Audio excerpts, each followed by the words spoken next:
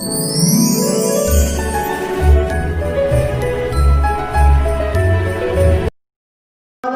Muhammad, sallu ala Nabi Muhammad.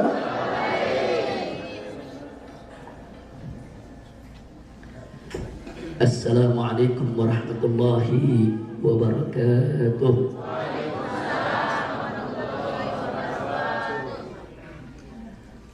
Bismillah walhamdulillah wassalatu wassalamu ala rasulillah wa ala alihi wa sahbihi wa mawalah.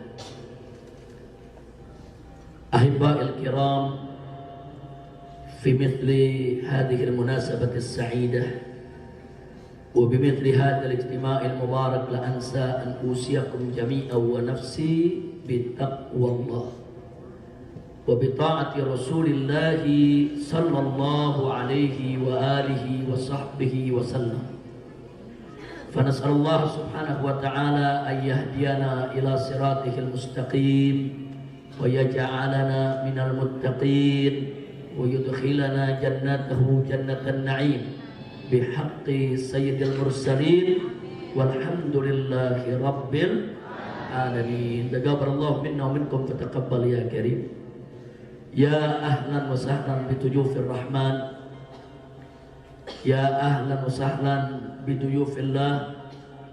Mudah-mudahan semua jamaah umrah yang saat ini melaksanakan umrah bersama Habib kita, guru kita Habib Quraish bin Qasim Baharun hafizahullah ta'ala wa arda, yang juga bersama daripada travel haji umrah Nur Aliyah, mudah-mudahan semuanya mendapatkan umrah mabrurah, mendapatkan ziarah makbulah, insyaallah pulang ke tanah air dengan selamat sampai tujuan, dikabulkan segala hajat, amin ya rabbal alamin. Secara khusus saya sampaikan apresiasi, penghargaan dan ucapan terima kasih teristimewanya untuk akhina al-fadil ad-da'i ilallah wa mujahid fisabilih Habib Quraish bin Qasim Baharun hafizahullah ta'ala wa ra'ah. Begitu juga seluruh pengurus daripada travel Nur Aliyah yang mendampingi beliau, dan teristimewanya juga di sini ada akhina al-fadil ad-da'i al-muhtaram al-mukarram Syekh Ridwan Al-Amri hafizahullah ta'ala wa ra'ah. Begitu juga di sebelah sana ada Habib muda kita, yaitu Sayyid Rifki Al-Aidarus hafizahullah ta'ala wa ra'ah. Dan tidak ketinggalan semua ustadz-ustadz kita yang ada di Nur Aliyah yang selalu setia mendampingi Habib Quraish. Mudah-mudahan semua dipanjangkan umur oleh Allah dalam taat dan ibadah, dalam sehat wal afiat. Dan mudah-mudahan Nur Aliyah travel ini dijadikan oleh Allah sebagai hamla makmurah, thayyibah, salihah, nafi'ah lil ummah, amin ya rabbal alamin. Alhamdulillah malam hari ini dengan izin Allah subhanahu wa ta'ala saya bisa hadir di tempat ini. Saya tidak sendiri, hadir sini didampingi dengan saya punya istri, ada duduk di belakang. Begitu juga didampingi oleh kawan-kawan seperjuangan di Mekah ini. Paling ujung Tuan Guru Mahfud, sudah 35 tahun lebih tinggal di kota Mekah ini ya ikhwan, dari Lombok asalnya. Kemudian yang berikutnya Tuan Guru Mawardi, sudah 25 tahun lebih juga tinggal di kota Mekah ini. Dan masih ada Kiai Haji Abdul Wahid Al-Manduri, itu biasa dipanggil Buya Wahid. Dan masih ada lagi yang lain-lainnya yang selama ini setia mendampingi saya kemana saja, mau umroh, mau ziarah, mau pergi kemana-mana tempat. Begitu juga mengatur jadwal tamu, menerima tamu, menyambut tamu, melayani tamu. Mudah-mudahan mereka semua senantiasa diberikan oleh Allah sehat walafiat, panjang umur dalam taat dan ibadah, dan dilimpahkan rahmat dan barakah, amin ya rabbal alamin. Ahibbatul kiram, sebetulnya apa yang tadi disampaikan oleh Habib Quraish sudah sangat luar biasa, penuh dengan hikmah, padat dengan mutiara nasihat yang luar biasa. Beliau mengajak kita semua untuk bisa memahami bahwa setiap langkah kita dalam menunaikan manasik umrah kita punya makna yang luar biasa, dan merupakan samudera hikmah yang sudah seyogianya untuk kita renungkan, kita hayati, sehingga kita bisa mengambil iktibar dari seluruh rangkaian manasik yang kita laksanakan. Termasuk diantaranya adalah tadi beliau garis bawahi kepada kita semua bahwa ibadah umroh yang kita lakukan ini juga merupakan napak tilas daripada perjuangan yaitu Nabi Ibrahim alaihissalam, begitu juga istrinya Siti Hajar alaihissalam, dan juga putra beliau yaitu Nabi Ismail alaihissalam, sampai kepada perjuangan Nabi kita Sayyiduna Muhammad sallallahu alaihi wa alihi wa sahbihi wasallam. Dan tadi juga beliau menyampaikan kepada kita bahwa sebetulnya langkah kita dalam manasik umroh ini, kalau betul-betul kita hayati, betul-betul kita renungkan, itu semua merupakan ikrar pengakuan perjuangan akan kecintaan kita kepada Allah dan Rasulnya. Nah, mudah-mudahan apa yang telah beliau sampaikan tadi masuk dalam jiwa kita, bersemayam dalam sanubari kita, bukan hanya sekedar kita pahami dan hayati, tapi juga kita bisa amalkan dalam kehidupan kita sehari-hari, insya Allah. Nah, dalam kesempatan ini ya ikhwan, melanjutkan apa yang tadi disampaikan oleh Habib Quraisy tentang bagaimana dahsyatnya keimanan daripada Nabi Ibrahim, Nabi Ismail, begitu juga Siti Hajar.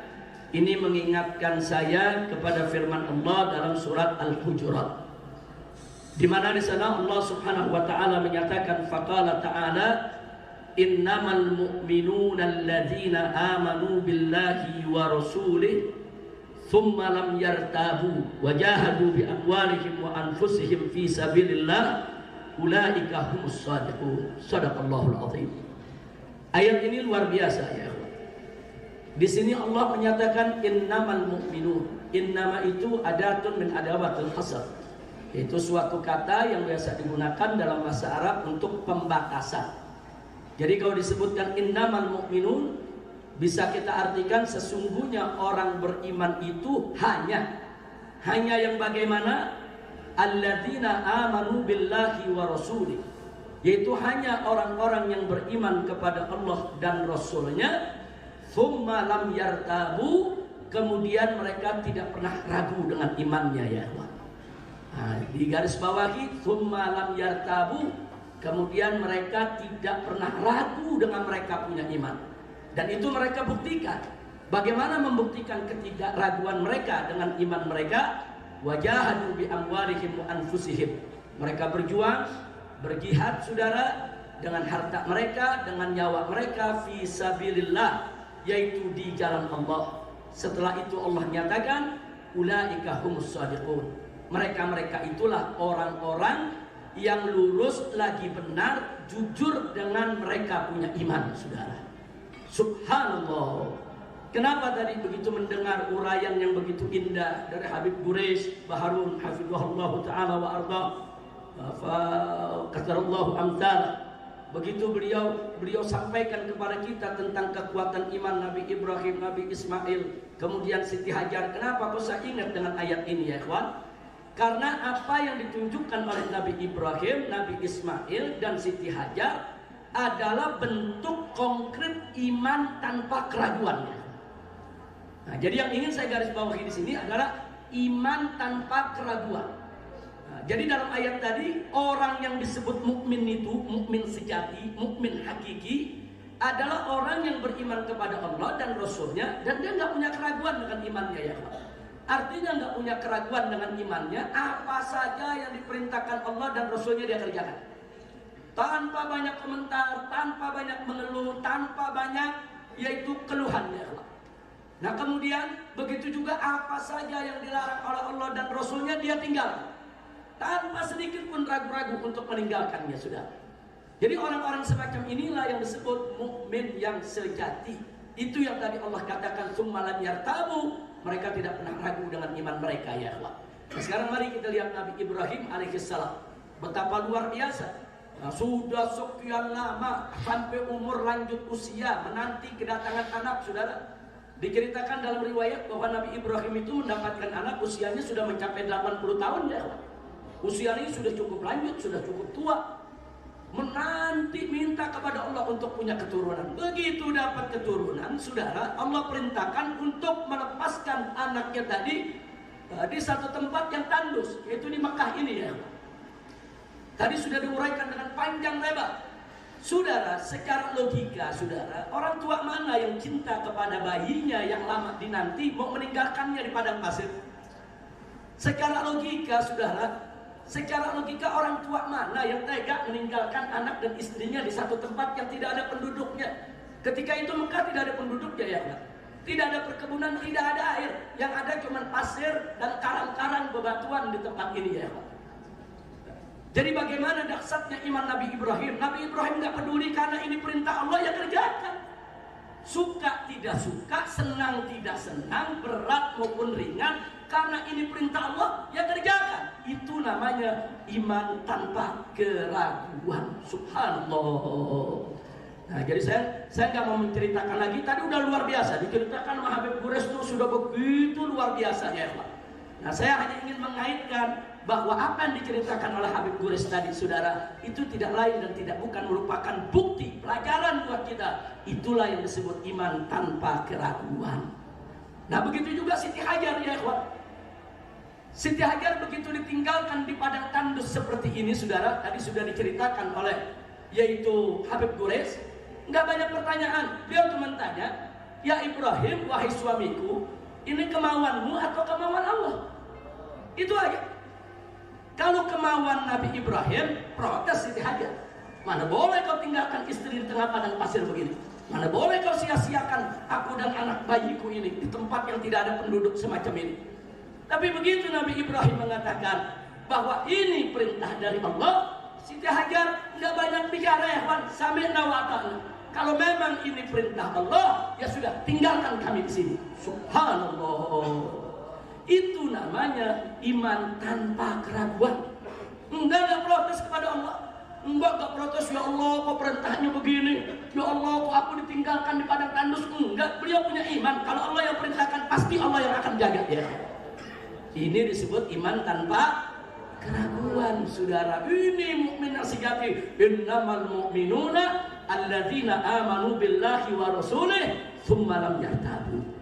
Mereka nggak pernah ragu dengan mereka punya iman, saudara. Nah, begitu juga Nabi Ismail alaihissalam. Sebagaimana tadi diceritakan, Nabi Ismail sejak bayi sudah ditinggal oleh ayahnya di padang pasir, dipelihara oleh ibunya. Nah, begitu remaja sang ayah datang, saudara. Tahu-tahu begitu datang menyampaikan kepada sang anak bahwa dia harus menyembelih anaknya, saudara. Saudara, logika mana yang bisa menerima? Kalau kita bicara pakai logika mana? Ayah udah nggak ngerawat tuh anak, ninggalin anak semenjak bayi. Saudara, tahu-tahu begitu datang memotong anaknya. Anak mana yang mau terima, saudara? Nggak ada anak yang mau terima. Kalau kita bicara logika, saudara. Tapi Nabi Ismail begitu dengar bahwa itu adalah perintah Allah, enggak mengeluh, enggak. Malah saudara, Nabi Ismail memberikan dorongan support kepada ayahnya. Ya abati if'al ma tu'mar. Hei ayahku, segera kerjakan apa yang diperintahkan oleh Allah. Subhanallah. Nah, ini apa namanya? Iman tanpa keraguan. Jadi kalau iman tanpa keraguan, nggak peduli apa saja Allah perintahkan, dia kerjakan. Nabi Ibrahim diperintahkan tinggalin anak di padang pasir, masih bayi, tinggalin. Nabi Ibrahim disuruh sembelih anaknya, ya sembelih. Mau masuk akal, nggak masuk akal, suka, nggak suka, senang, nggak senang, ringan atau berat, kalau sudah perintah Allah, wajib untuk dilaksanakan. Nggak boleh kita ragu ya. Nah, jadi sekali lagi, jadi memang ujian Nabi Ibrahim sangat berat. Tadi sudah disampaikan oleh Habib Gores, kalau kita kan nggak rugi segitu. Allah nggak suruh kita nyembelih anak kita, saudara. Allah nggak suruh kita lempar istri kita dengan anak kita di padang pasir. Kalau sekarang kita lempar anak kita di tengah padang pasir, malah dosa besar kita, saudara. Nggak boleh. Allah perintahkan kita jaga, rawat itu istri-istri kalian, rawat itu anak-anaknya, saudara. Enggak, kita nggak disuruh abaikan di tengah padang pasir. Jadi ujian Nabi Ibrahim begitu berat, ujian Siti Hajar begitu berat, ujian Nabi Ismail begitu berat. Tapi yang saya ingin garis bawahi adalah mereka adalah mukmin sejati yang imannya tidak ada keraguan. Subhanallah. Nah, itu yang kita belajar dari apa yang tadi disampaikan oleh Habib kita, saudara. Nah, begitu kita pindah ke zaman Nabi Muhammad SAW, lagi-lagi di zaman Nabi SAW, bukan hanya Nabi kita yang tercinta Sayyiduna Muhammad SAW yang menunjukkan iman tanpa keraguan, sampai para sahabatnya pun berlomba-lomba untuk menunjukkan kalau mereka punya iman tanpa keraguan, saudara. Nah, saya berikan dua contoh saja. Satu contoh untuk kaum laki-laki, satu contoh untuk kaum perempuan, saudara. Di zaman Nabi SAW, saudara, pada awal Islam, minuman keras itu tidak diharamkan, saudara. Belum diharamkan. Dan menenggak minuman keras itu, menenggak khamr itu sudah menjadi tradisi masyarakat Arab jahiliyah yang sudah berurat berakar. Tidak ada pesta tanpa minuman keras. Tidak ada acara tanpa minuman keras, ya. Itu sudah menjadi tradisi di mana-mana. Nah, karenanya Allah Subhanahu wa taala mengharamkan minuman keras itu lewat tahapan-tahapan. Bitadarrud. Bitadarrud, secara bertahap. Nah, saya tidak ingin cerita soal tahapannya, tapi ada yang menarik, saudara. Begitu ayat yang terakhir turun, Allah haramkan itu minuman keras. Ya ayyuhalladzina amanu innamal khamru wal maisiru wal ansab wal azlam rijsun min amali syaitan fajtanibuh la'allakum tuflihun. Begitu ayat ini turun, saudara, di malam hari, saat itu ada beberapa sahabat yang masih bersama Nabi. Saudara, masih bersama Nabi, karena rumah Nabi dengan masjid Nabi bersebelahan, saudara. Masih ada sahabat yang berkumpul bersama Nabi. Nah, begitu ayat itu turun, Nabi menyampaikan kepada para sahabatnya, mulai saat ini, mulai detik ini, minuman keras ini, khamr ini haram ila yaumil qiyamah. Mutlak tidak boleh diminumnya. Salah seorang sahabat minta izin, ya Rasulullah, ada sebagian sahabat-sahabat kita sedang kumpul malam ini lagi pesta di pinggir kota Madinah. Mereka belum tahu kalau minuman keras ini haram. Dan kami yakin, nah, dalam pesta mereka minuman keras akan dihidangkan karena minuman keras belum diharamkan. Kemudian sang sahabat ini minta izin kepada Rasulullah untuk mengabarkan mereka bahwa minuman keras sudah diharamkan, saudara. Nah, maka ditugaskan oleh Nabi untuk menyampaikan, lari ini sahabat, saudara. Lari mengejar ke tempat adanya pesta tadi. Ternyata betul, di tempat pesta tersebut di meja sudah disediakan, dihidangkan yaitu minuman-minuman keras, baik yang di gelas, yang di botol, yang di kendi-kendi, kemudian yang di gentong-gentong, saudara. Sudah disediakan. Nah, apa yang terjadi? Sahabat ini datang dari jauh, teriak-teriak, ya ayuhan nas, stop, berhenti dulu pestanya, ada kabar penting. Saudara, teriak-teriak dari kejauhan. Nah, begitu mereka dengar, mereka berhenti, mereka saling memandang, ada apa ini? Ini pasti ada kabar penting. Begitu orang tadi mendekat, ada kabar apa? Apa Nabi sakit? Kaget mereka, nggak pernah terjadi mereka dihentikan pestanya. Apa Nabi sakit? Sahabat ini menjawab, alhamdulillah innahu fi khairin wa afiyah. Lalu kenapa kau datang tergesa-gesa? Apa ada kabar kalau pasukan Islam ada yang kalah? Ada yang diserang orang-orang kafir di kampung mana, di negeri mana? Enggak ada, semuanya fi khairin afiyah. Lalu kabar apa yang kau bawa? Disampaikanlah ayat Quran yang tadi turun, saudara, bahwa malam ini kami bersama Nabi, Nabi mendapatkan wahyu bahwa minuman keras mulai malam hari ini tidak boleh dikonsumsi lagi. Saudara, ini di meja hidangan, minuman keras sudah dihidang, yang di gelas, yang di botol, yang digentong, di mana, saudara, mereka udah beli dengan biaya yang tidak murah. Tapi apa yang terjadi? Itu sahabat yang kumpul begitu dengar firman Allah, saudara, pesan Nabi, saudara, mereka enggak ada yang protes. Sami'na wa ata'na. Kami dengar, kami taat. Semua minuman keras saat itu juga mereka tumpahkan. Gentong-gentongnya mereka pecahkan, saudara. Bahkan ada beberapa sahabat yang sudah terlanjur minum barusan, saudara. Apa yang dilakukan? Dia masukkan jarinya ke kerongkongannya, dimuntahkan isi perutnya, ya. Subhanallah. Ini yang namanya iman tanpa keraguan. Begitu dengan ayat Quran, begitu dengan sabda Nabi, khalas, jawab mereka, sami'na wa ata'na. Kami dengar, kami taat, selesai. Enggak ada yang protes, enggak ada yang bilang, kenapa enggak besok aja sih, tanggung. Kan kita 5 orang udah beli minuman keras, kenapa enggak nanti aja sih? Enggak ada, ya Pak. Gak ada yang protes. Pokoknya kalau udah larangan Allah, larangan Nabi, saudara ya tinggalkan, selesai. Itulah contoh iman tanpa keraguan. Subhanallah. Kalau tadi kita lihat iman tanpa keraguan milik para nabi, saudara, miliknya Nabi Ibrahim, miliknya Nabi Ismail, bahkan miliknya ibu Nabi yaitu Siti Hajar, saudara. Tapi kali ini kita lihat bagaimana keberhasilan Nabi kita Sayyiduna Muhammad Sallallahu Alaihi Wasallam mendidik para sahabatnya sampai mereka itu betul-betul beriman tanpa keraguan kepada Allah dan Rasulnya. Subhanallah, alhamdulillah, wa la ilaha illallah, wallah. Nah, sekarang yang kedua. Nah, yang kedua, saudara, soal yang menyangkut perempuan. Dulu pada awal Islam, perempuan-perempuan muslimah tidak diwajibkan berjilbab. Jadi pakaian mereka pakaian sopan, saudara, tapi tidak berjilbab. Rambut mereka terlihat, leher mereka terlihat, saudara. Nah, itu merata sebelum diwajibkannya jilbab. Nah, begitu turun firman Allah, saudara, dalam surat Al-Ahzab, Allah nyatakan kepada Nabi, ya ayuhan Nabi, qul li azwajika wa banatika wa nisa'il mu'minin an yudnina 'alaihinna min jalabibihin. Hei Nabi, katakanlah kepada istri-istrimu, katakanlah kepada putri-putrimu, katakan juga kepada perempuan-perempuan orang yang beriman. Apa yang mesti dikatakan? An yudnina 'alaihinna min jalabibihin, agar mereka itu menghamparkan pakaian kurung mereka untuk menutup aurat mereka, saudara. Begitu ayat ini turun malam, saudara. Ayat ini turun malam, penduduk Madinah udah banyak yang tidur, saudara. Sholat Isya udah selesai, sahabat udah pulang, saudara. Nah, begitu ayat ini turun, Nabi kasih tahu beberapa sahabat yang belum pulang, saudara. Nabi kasih tahu mereka. Lalu apa yang terjadi? Besoknya paginya, saudara, besok paginya tidak ada satupun perempuan muslimah di kota Madinah keluar dari rumahnya kecuali semua sudah memakai jilbab, saudara.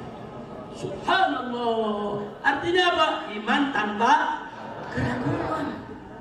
Begitu mereka dapat kabar di rumah-rumah mereka, dari suami mereka, dari anak mereka, dari saudara mereka, barusan ada ayat Quran turun, barusan ada wahyu dari Allah. Nabi sampaikan kepada kita, perempuan-perempuan harus tutup dia punya auratnya. Subhanallah, tutup semua ya. Nggak ada perempuan yang protes, ya Rasulullah gerah, ya Rasulullah. Nggak ada, saudara. Ya Rasulullah nanti rambut rontok ketombean. Nggak ada, saudara. Nggak ada. Kalau itu sudah perintah Allah, suka atau tidak suka, mau gerah atau tidak gerah, senang atau tidak senang, ya kerjakan. Subhanallah, sallu ala nabi. Jadi inilah yang ingin sekedar saya berikan bagian daripada sejarah juga tentang pentingnya iman tanpa keraguan. Nah, maka itu Bapak Ibu yang tercinta, yuk mari seusai Anda melaksanakan ibadah umroh ini, pulang ke negara kita nanti, tancapkan dalam diri kita iman tanpa keraguan. Apa saja yang Allah perintah, kita kerja. Allah perintah kita sholat 5 waktu, ya sholat 5 waktu. Nah, Allah perintahkan kita puasa Ramadan, ya puasa Ramadan.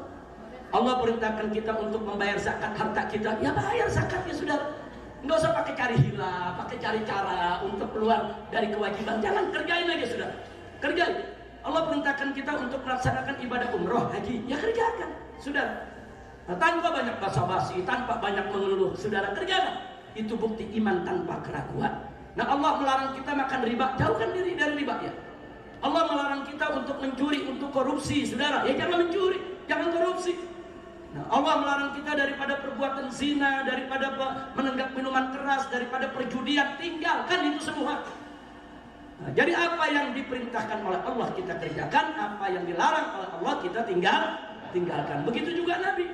Allah menyatakan dalam Al-Qur'anul Karim, faqala ta'ala, wa ma atakumur rasulu fakhudhuhu wa ma nahakum anhu fantahu. Apa-apa yang Nabi berikan kepada kamu, ajarkan kepada kamu, tunjukkan kepada kamu, ambil, amalkan, laksanakan. Dan apa-apa yang Nabi larang kamu, maka stop, berhenti, tinggalkan, jangan dikerjakan. Nah, kalau ini bisa kita jadikan pegangan di hidup kita, insya Allah dunia akhirat kita akan senang. dunia akhirat kita akan bahagia. Jangan terpengaruh dengan bisikan iblis, bisikan setan, bisikan orang-orang munafik, bisikan orang-orang kafir. Jangan terpengaruh dengan bisikan-bisikan kaum liberal, kaum sesat yang ingin merusak ajaran Islam. Jangan, abaikan itu semua ya Allah. Yang penting bagaimana kita, saudara, bisa memiliki iman tanpa bahwa Allah memerintahkan saudara dengan aneka ragam kewajiban. Saudara mau suka, mau nggak suka, mau senang, mau susah, mau sulit, kerjakan perintah Allah ya Allah. Kerjakan, mastata'tum, kita kerjakan sesuai dengan kemampuan kita masing-masing. Jangan memaksakan diri ya Allah. Yang penting jangan kita berbuat maksiat. Insya Allah kalau kita punya iman tanpa keraguan, tadi apa Allah nyatakan dalam akhir ayat, ulaika hum shadiqun, mereka itulah orang-orang yang shadiqun. Orang-orang shadiqun itu apa? Orang yang lurus, benar, jujur dengan imannya saudara. Oh, orang-orang yang shadiqun, balasan mereka adalah surganya Allah. Mereka akan dapat rahmat Allah, mereka akan masuk surga bersama nabinya, dan mereka akan mendapatkan kebahagiaan baik di dunia maupun di akhirat. Mudah-mudahan kita termasuk golongan ini. Allahumma ij'alna minas shadiqin, Allahumma ij'alna minas shadiqin, Allahumma ij'alna minas shadiqin. Nah baiklah ya ikhwan, sebelum kita menjadi shadiqin, saudara, Allah punya pesan dalam ayat yang lain.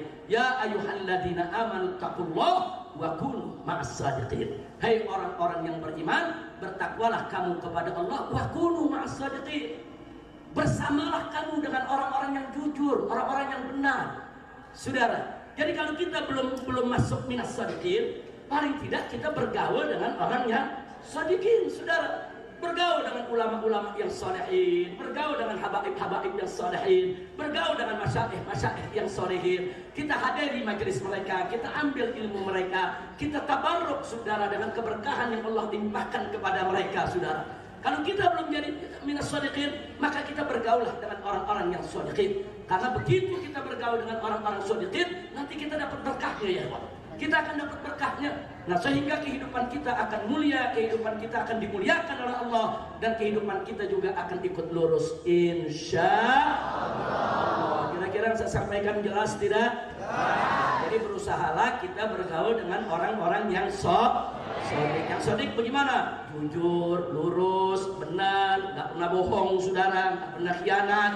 Nah, kalau kita punya orang-orang di sekitar kita yang kalau bicara bohong, kalau janji dusta, kalau dikasih amanat khianat, jangan digauli. Hati-hati, karena ada satu hadis Nabi mengatakan, saudara, al-mar'u ala dini khalili. Hati-hati tuh. Seseorang itu akan terpengaruh dengan agama sahabatnya, saudara. Kalau Anda bersahabat dengan orang-orang yang tidak jelas, orang-orang yang akhlaknya tidak baik, saudara, maka nanti kita akan terpengaruh dengan ketidakbaikannya. Na'udzubillah min, kecuali para ustadz, kecuali para habib yang memang sengaja mengumpulkan orang-orang yang tidak baik untuk didakwahkan, untuk diajarkan, untuk disadarkan. Nah, tapi kalau untuk pergaulan menjadi teman setia bagi umat, jangan pernah menjadikan orang pembohong, pendusta, penipu, pengkhianat, orang zalim, orang fasik, orang munafik, sudah apalagi orang kafir sebagai kawan setia kita. Nggak boleh. Cukup kita jaga jarak, kenal boleh, jaga jarak. Nah, kita ikut berdakwah agar mereka sadar saudara, tapi jangan pernah jadikan mereka sebagai kawan setia kita. Jadikanlah kawan setia kita sebagaimana amanat Allah, wa kunu ma'as shadiqin. Jadi selalulah bersama dengan orang-orang yang shadiqin. Begitu beruntunglah Anda semua. Hari ini Anda melaksanakan ibadah umrah, dituntun oleh para habaib kita, dituntun oleh Habib Quraisy Baharun, dituntun oleh Syekh Ridwan Al-Amri, dituntun oleh Sayyid Rifki Al-Idrus, dituntun oleh para ustadz-ustadznya saudara.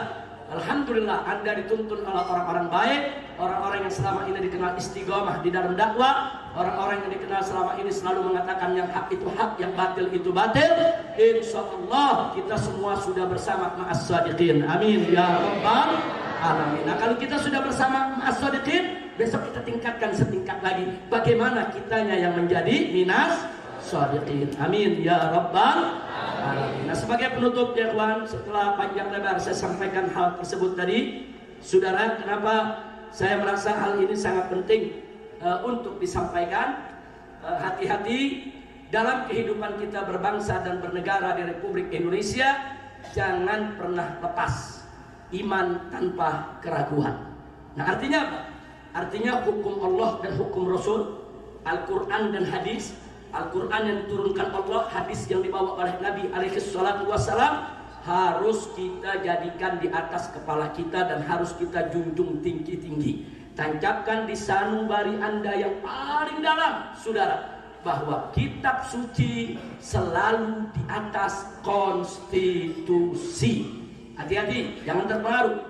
Dulu di tahun 60-an, saudara, orang-orang PKI itu mereka punya kampanye konstitusi di atas kitab suci. Kemudian di era modern sekarang, era reformasi, orang-orang liberal yang sepaham dengan PKI, sama-sama menolak syariat Islam, sama-sama menolak agama, sama-sama memerangi syariat. Mereka juga punya jargon yang sama, di mana mereka katakan bahwa konstitusi di atas kitab suci. Dan ini bukan hoax, ini bukan kita fitnah mereka, nyata mereka sampaikan, saudara. Mereka sampaikan dengan mulut mereka. Qad badatil baghdha min afwahihim, saudara. Sudah keluar itu dari mulut mereka tanda-tanda kebencian mereka terhadap agama, saudara. Wa ma tukhfi suduruhum apa yang disembunyikan dalam hati mereka, kebencian terhadap Islam jauh lebih besar lagi, saudara. Makanya hati-hati. Jadi apa yang kita sampaikan ini, saudara, bahwa di negeri kita ini sekarang ini sedang darurat iman tanpa keraguan, saudara. Hati-hati. Maka itu bawalah iman tanpa keraguan. Apapun yang mereka katakan, saudara, tetap kitab suci di atas konstitusi. Nah, tapi jangan salah paham. Kalau kita katakan kitab suci di atas konstitusi, bukan berarti kita melawan konstitusi. Bukan, saudara. Maksudnya kitab suci itu kan kalam ilahi. Kitab suci itu kan wahyu ilahi. Nah, karena dia wahyu ilahi, menjadi harga mati yang harus ditaati, saudara. Sehingga nggak boleh direvisi dan nggak boleh diganti. Nah, jadi kalau kita sebut harga mati, apa yang harga mati? Ya kitab suci yang harga mati. Itu akan kita bawa ke akhirat nanti, saudara. Iman kita dengan kitab suci, jangan lupa itu. Nah, sementara konstitusi itu kan buatan manusia. Ya, ada undang-undang dasar yang disetujui oleh MPR, ada undang-undang yang dikeluarkan oleh DPR, ada Kepres yang dikeluarkan oleh Presiden, ada keputusan menteri, ada keputusan peraturan kepala daerah. Itu semua buatan manusia. Itu disebut konstitusi. Jadi konstitusi itu adalah aturan yang dikeluarkan oleh penyelenggara negara, saudara, untuk mengatur segala yaitu tindakan dan kegiatan yang ada di negeri tersebut. Apakah itu undang-undang dasar, apakah itu undang-undang, apakah itu keputusan presiden, apakah itu peraturan menteri, apakah itu aturan yang keluar dari gubernur, itu semua disebut konstitusi. Nah, karena konstitusi ini buatan manusia, maka wajib tunduk kepada kitab suci. Enggak boleh konstitusi itu bertentangan dengan kitab suci. Ini yang mesti kita tangkapin, sudah. Jadi kalau ada aturan konstitusi yang bertentangan dengan kitab suci, wajib kita protes, wajib kita kritisi, wajib kita minta diganti, sudah. Wajib kita minta diamandemen. Nah, jadi jangan menyerah, jangan mengalah. Kenapa? Karena konstitusi tidak boleh bertentangan dengan kitab suci, saudara.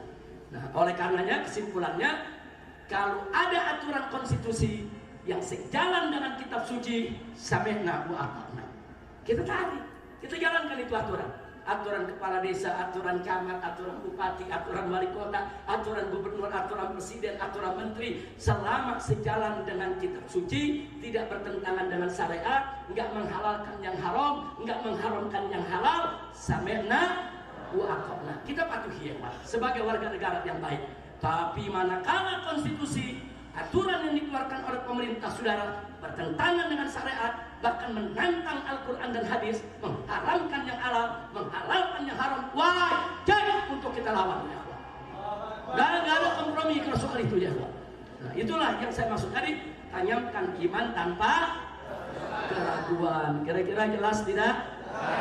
Jadi hati-hati, tanamkan dalam sanubari Anda yang paling dalam bahwa kitab suci selalu ada di atas konstitusi. Nah, maka itu kita sering amanatkan kepada pemerintah, silakan Bapak Presiden, silakan MPR, silakan DPR, silakan para pejabat, silakan Anda buat peraturan. Kami siap jalani, kami siap taat, kami cuma rakyat jelata yang siap untuk menjalankan aturan pemimpinnya. Tapi syaratnya satu, jangan bertentangan dengan kitab suci. Selesai. Kita bukan politisi, kita bukan orang partai politik, kita nggak cari kekuasaan, nggak cari jabatan, saudara. Cuman kita nggak mau lihat kitab suci di nomor 2 kan, apalagi kitab suci di nomor akhirkan, saudara. Enggak, kitab suci harus nomor 1, pertama dan paling utama, paling tinggi, dijunjung di atas kepala kita, saudara. Karena kitab suci adalah akidah kita, iman kita, saudara, bukan lagi sekedar ideologi. Nah, jadi selama pemerintah membuat aturan-aturan yang tidak bertentangan dengan kitab suci, kami siap untuk taat. Tapi kalau coba Anda bikin peraturan yang bertentangan dengan kitab suci, akan kami lawan. Pala jadi kaki, kaki jadi pala, saudara. Walaupun harus mati bersimbah darah, akan kami lawan. Kami tidak akan biarkan kitab suci kami diinjak-injak atau dimarginalkan, saudara, atau di nomor 2-kan, apalagi di nomor akhirkan ingin ditinggalkan. Nah, kenapa? Ini sebagai bentuk kita berusaha bagaimana menanamkan dalam diri kita iman tanpa keraguan untuk cinta kepada Al-Quran dan hadis Nabi kita Muhammad. Ini saja yang saya mau sampaikan. Mudah-mudahan insya-Allah apa yang saya sampaikan ini bisa manfaat khususnya untuk diri saya dan umumnya untuk Anda semua. Mudah-mudahan insya-Allah Anda semua pulang dengan selamat dan mendapatkan yaitu keberkahan dari Allah dengan umroh yang mabrurah. Dan mudah-mudahan yang belum pernah melaksanakan ibadah haji, insya Allah ke depan akan bisa melaksanakan ibadah haji.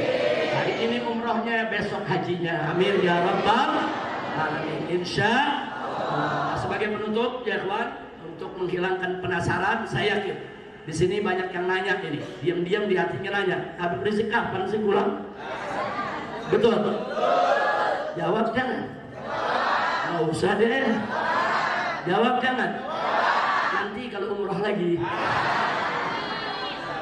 Kalau umroh lagi baru kita jawab.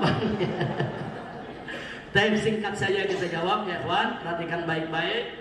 Alhamdulillah saat ini saya sudah 3 tahun tinggal di Saudi ini. 3 tahun kurang 1 bulan. Dulu saya datang bulan Sya'ban ya kawan. Nah, sekarang udah masuk Rajab, sebentar lagi Sya'ban. Jadi saya di sini sudah hampir 3 tahun. Setahun pertama saya masih punya visa. Visa saya umurnya 1 tahun. Sedangkan 2 tahun yang kedua ini saya sudah tidak punya visa lagi. Tidak ada visa, tidak ada iqamah, tidak ada izin tinggal dan seterusnya.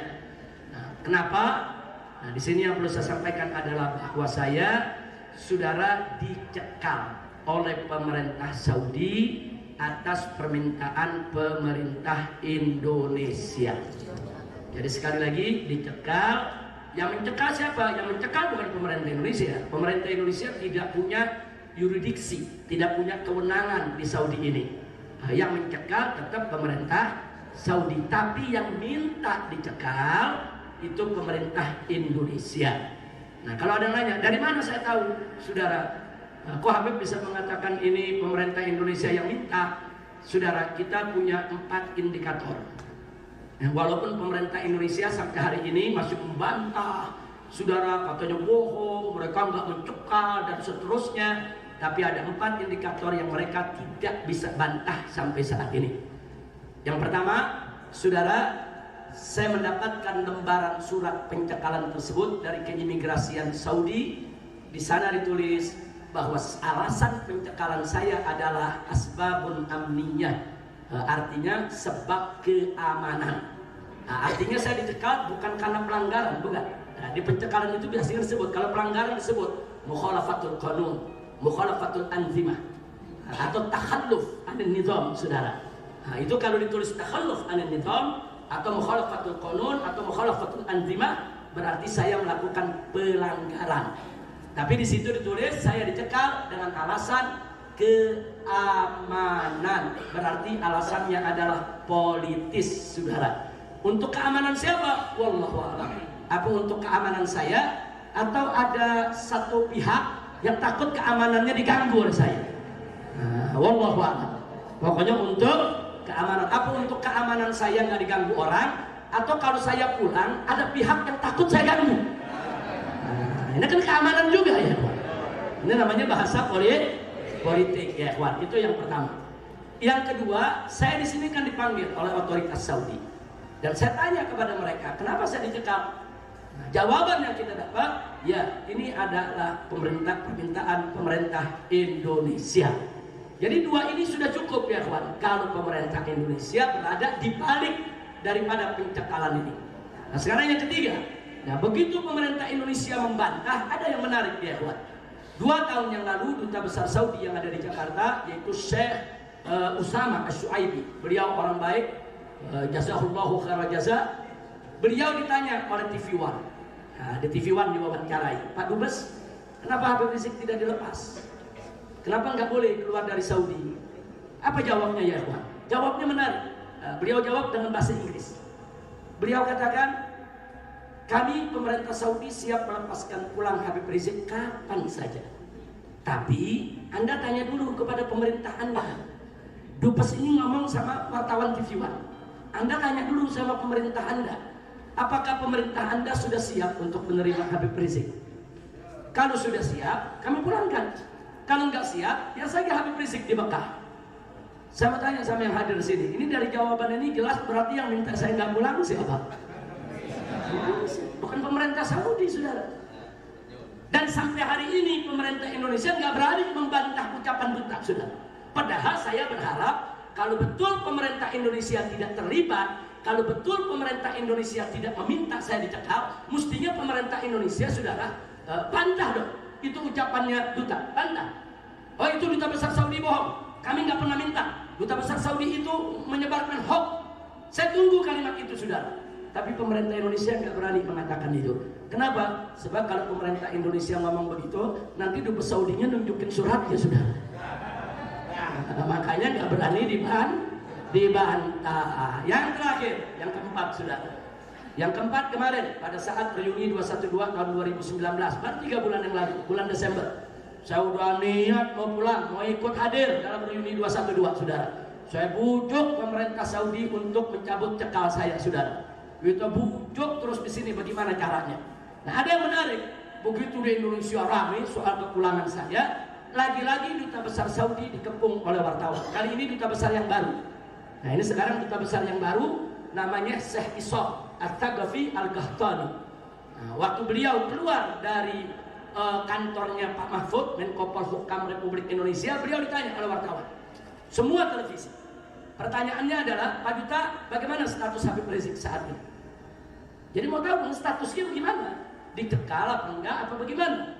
Jawabnya singkat padat ringkas jelas ya, Pak.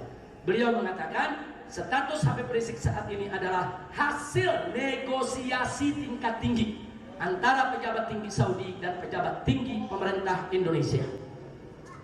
Dia cuma jawab itu aja. Artinya apa? Hasil negosiasi.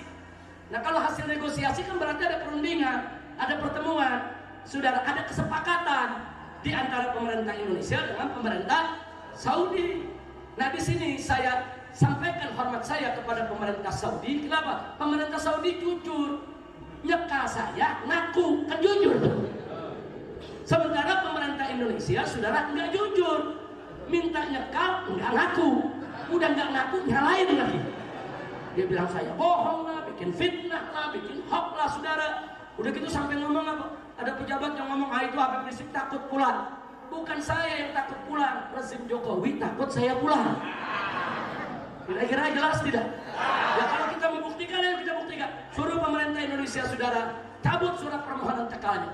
Besok cekal saya dicabut, lusa saya pulang ke Indonesia, saudara. Sallu ala Nabi. Jangan sebarin hoax, jangan Habib Rizik takut pulang. Bukan kita yang takut, dulu dia yang takut, bilang kita yang takut, saudara. Kira-kira jelas tidak? Jelas tidak? Ya, saya terima kasih kepada pemerintah Saudi, insyaallah jazahumullahu khairan jaza, saudara.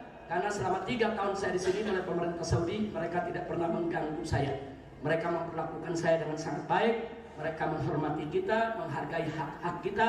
Bahkan 3 tahun di sini saya dibebaskan bisa haji setiap hari, mau umroh kapan saja, mau ziarah ke Madinah kapan saja, saya bisa keliling ke kota mana saja saya mau, saudara. Tidak pernah diganggu oleh pemerintah Saudi. Alhamdulillah.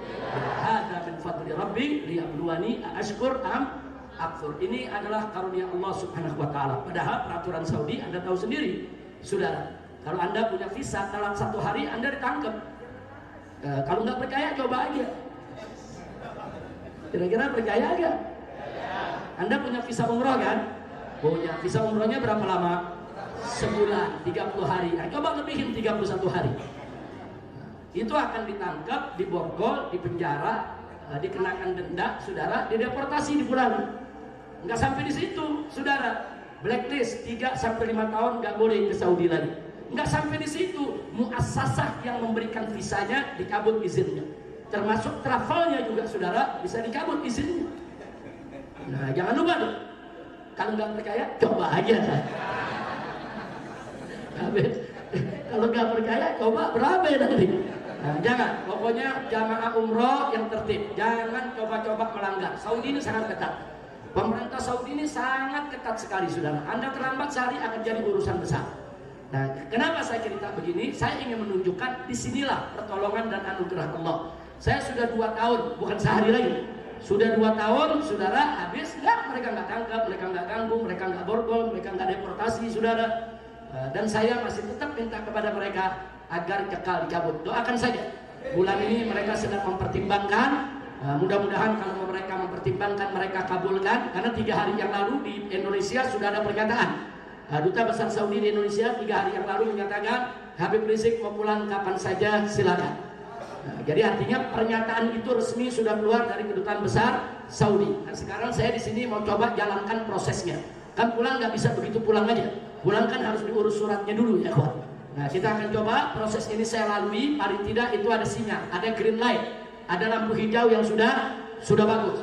Nah, karena itu insya Allah kalau cekal dicabut, saya akan datang, saudara. Jadi enggak, umat Islam nggak bakal takut saya pulang. Palingan yang takut garong-garong, rampok-rampok, koruptor, saudara yang zolim, saudara ahli maksiat. Nah, itu yang ketakutan, betul?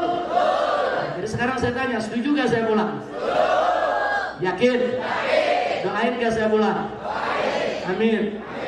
Amin yang serius dong. Mudah-mudahan saya pulang. Amin. Cuman ada kabar mengerikan. Nah, ini saudara-saudara saya yang tinggal di Mekah nggak ada mu'amin barusan. Jadi yang di Mekah nggak ada mu'amin. Sebab tiap hari doanya mudah-mudahan Habib Rizik nggak pulang. Masya Allah, nggak usah. Insya Allah kita bolak-balik ke Mekah nanti. Amin. Ya Rabbal. Jadi nggak usah khawatir, saya dengan istri, dengan anak-anak di Mekah, alhamdulillah, saudara aman, nyaman, tenang, senang, penuh berkah, tidak kurang suatu apapun. Bahkan ala kuliah, dulu waktu saya di Indonesia, hampir sebulan sekali masuk rumah sakit. Kenapa? Capek ceramah dulu, pagi, siang, sore, malam ceramah, pagi, siang, sore, malam ceramah. Nah, pulang ke rumah sakit, masuk rumah sakit, diinfus dulu, saudara, dicas dulu, dicas. Nah, udah diinfus 3 hari, keluar ramah lagi dan seterusnya. Alhamdulillah selama di Mekah Allah kasih gak ada penyakit yang datangnya, Nah, bahkan penyakit-penyakit yang saya cerita di sana hilang semua, nggak tahu tuh perginya kemana tuh penyakitnya, Yang asam uratnya, asam lambungnya, segala macam, saudara. Itulah Mekah ini baladan aminan mubarakan. Jadi nggak usah khawatir Anda tentang kami di sini, dan alhamdulillah banyak umat yang mendoakan, termasuk Habib Quraisy. Saya tahu betul beliau dengan para santrinya di pondok pesantrennya, begitu juga Syekh Ridwan Al-Amri dengan jamaahnya selalu mendoakan kami. Dan saya yakin betul doa-doa yang dikirim oleh para habaib, para masyaikh, para kiai, pimpinan pondok pesantren bersama para santrinya, itulah sebetulnya yang menjadi kunci kenapa saya di sini kok aman, nyaman, tenang, senang, berkah, ya kawan. Dan di luar logika kita. Nggak ada orang dicekal, saudara, terus boleh enak-enakan jalan ke sana kemari, nggak boleh. Nggak ada ceritanya, saudara. Orang Saudi pun kebingungan sendiri, kok bisa begitu? Saudara, kalau ditanya Habib Rizik ini bagaimana, gue juga nggak ngerti. Nah, pokoknya kita nikmatin aja. Nah, ini adalah anugerah dari Allah.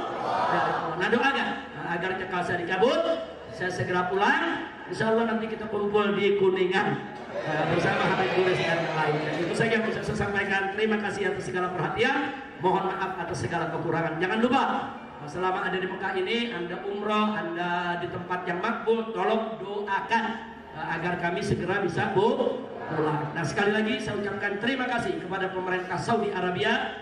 Saya ucapkan, sampaikan terima kasih kepada mereka yang sudah hampir 3 tahun saya di sini, mereka tidak pernah mengganggu, mereka selalu memperlakukan kita dengan manusiawi, dengan baik, saudara. Bahkan di tempat ini saya tetap bisa melakukan kegiatan-kegiatan dakwah, baca kitab, mengajar, kumpul, buka majlis di mana-mana, saudara, tanpa diganggu oleh pemerintah Saudi. Sekali lagi, melalui ceramah ini, saudara, saya sampaikan apresiasi yang tinggi, penghargaan kepada pemerintah Saudi yang telah memberikan yaitu perlindungan, keamanan, kenyamanan selama 3 tahun saya di sini bersama keluarga. Mudah-mudahan ini akan terus berlangsung sampai saya pulang. Amin. Ya Rabbal Alamin. Itu saja yang bisa saya sampaikan. Terima kasih atas segala perhatian. Mohon maaf atas segala kekurangannya. Hadani Allah wa iyyakum ila siratal mustaqim. Wassalamualaikum warahmatullahi wabarakatuh.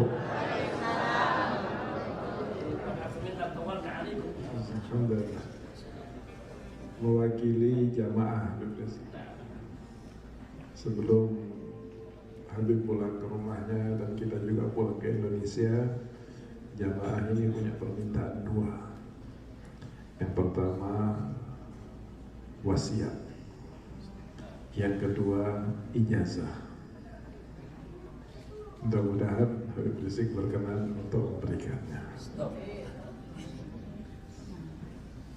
Ya Habibi, ya Ahibahil Kiram, tidak ada wasiat dan ijazah, saudara, sebaik apa yang pernah diwasiatkan dan diijazahkan oleh Nabi SAW kepada umatnya, di mana beliau mengatakan pada saat seorang sahabat bertanya, ya Rasulullah, ausini, ya Rasulullah, wasiatkanlah kepadaku. Apa jawab Nabi? Qul amantu billah tsumma istaqim. Yaitu katakanlah olehmu, aku beriman kepada Allah tsumma istaqim. Kemudian kau harus istiqamah, konsisten, yaitu dengan imanmu kepada Allah Subhanahu wa Ta'ala. Nah, jadi itu wasiat yang paling luar biasa yang pernah diberikan oleh Nabi kepada para sahabatnya, dan wasiat itu juga yang ingin saya sampaikan untuk diri saya, juga untuk semua yang ada di sini. Wasiat wal ijazah lakum jami'an, yaitu qul amantu billah tsumma istaqim. Dan Allah berfirman dalam Al-Qur'an Al-Karim, faqala ta'ala, saudara, dalam surat Al-Ahqaf Allah nyatakan, innal ladzina qalu rabbunallah tsumma istaqamu la khaufun 'alaihim wa la hum yahzanun. La khaufun 'alaihim wa la hum yahzanun. Sementara di dalam surat Fussilat Allah nyatakan, innal ladzina qalu rabbunallah tsumma istaqamu tatanazzalu 'alaihimul malaikah alla takhafu wa la tahzanu wa abshiru bil jannati allati kuntum tu'adun. Jadi Allah yang menyatakan dalam Al-Qur'anul Karim, innal ladzina qalu, sesungguhnya orang-orang yang mengatakan Rabbunallah, Tuhan kami adalah Allah, tsumastaqamu, kemudian mereka itu istiqamah di jalan Allah Subhanahu wa Ta'ala. Apa yang Allah janjikan? Tatanazzalu 'alaihil malaikah.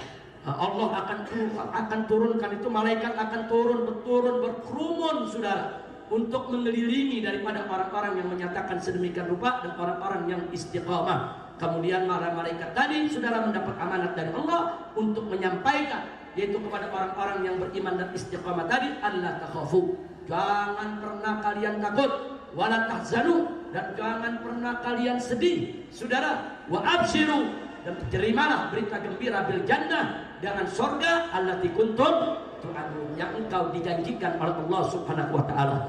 Jadi iman, saudara, yang mengatakan Rabbunallah ditambah dengan istiqamah, maka hadiahnya adalah, saudara, dalam kehidupan dunia fala khaufun 'alaihim wala hum yahzanun. Mereka tidak akan pernah yaitu takut, mereka enggak bakal pernah sedih. Enggak. Anda kalau beriman istiqamah di jalan Allah, Anda enggak bakal pernah sedih menghadapi apa saja. Anda enggak bakal pernah takut menghadapi tantangan apa saja, ya kawan. Itu kuncinya. Nah, itu saja yang bisa saya sampaikan, yaitu usikum jami'a wa ajastu lakum jami'a bima awsa wa ajazan Nabi sallallahu alaihi wasallam li ashabi wa ummati, qul amantu billah tsumma istaqim. Itu saja, terima kasih. Assalamualaikum warahmatullahi wabarakatuh.